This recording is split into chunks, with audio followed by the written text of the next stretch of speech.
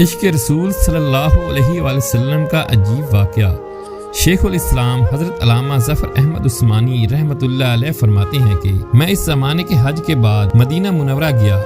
ہم لوگوں نے کھانا کھانے کے بعد دسترخوان کو لے کر ایک دیر پر جھاڑ دیا تاکہ روٹی کے بچے ٹکڑے اور ہڈیوں کو جانور کھا جائیں۔ تھوڑی دیر کے بعد جب میں اپنے کمرے سے باہر نکلا تو یہ دیکھ کر حیران رہ گیا، ایک خوبصورت 9 سال کا بچہ ان ٹکڑوں کو چن چن کر کھا رہا ہے۔ مجھے سخت افسوس ہوا ہے۔ سانس لے کر قیام گاہ میں آیا اور اسے پیٹ بھر کر کھانا کھلایا، کیونکہ میں ایسی ہستی کے شہر تھا جو غریبوں کا والی اور غلاموں کا مولا تھا۔ میرے اس برتاؤ کو دیکھ کر بچہ بے حد متاثر ہوا۔ میں نے چلتے وقت اس سے کہا کہ بیٹے تمہارے والد کیا کرتے ہیں؟ اس نے کہا کہ میں یتیم ہوں۔ میں نے کہا بیٹے میرے ساتھ ہندوستان چلو گے؟ وہاں میں تم کو اچھے اچھے کھانے کھلاؤں گا، عمدہ کپڑے پہناؤں گا، اپنے مدرسے میں تعلیم دوں گا۔ جب تم عالم فاضل ہو جاؤ گے تو میں خود تم کو یہاں لے کر آؤں گا اور تمہیں تمہاری والدہ کے سپرد کر دوں گا۔ تم جاؤ اپنی والدہ سے اجازت لے کر آؤ۔ لڑکا بہت خوش ہوا، اچھلتا کودتا اپنی والدہ کے پاس واپس گیا۔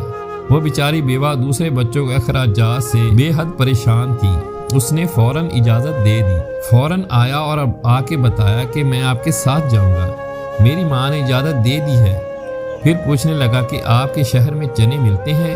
مولانا عثمانی نے بتایا یہ ساری چیزیں وافر مقدار میں تمہیں ملیں گی۔ مولانا کا بیان ہے کہ میری انگلی پکڑے پکڑے مسجد نبوی میں وہ میرے ساتھ آیا اور ٹھٹک کر رہ گیا۔ سرکار دو عالم صلی اللہ علیہ وآلہ وسلم کے روضہ مبارک کو دیکھا اور مسجد کے دروازے کو، اور پوچھا کیا بابا یہ دروازہ اور روضہ بھی وہاں ملے گا؟ میں نے اس سے کہا کہ بیٹا اگر یہ وہاں مل جاتا تو میں یہاں کیوں آتا؟ لڑکے کے چہرے کا رنگ بدل گیا، میری انگلی چھوڑ دی۔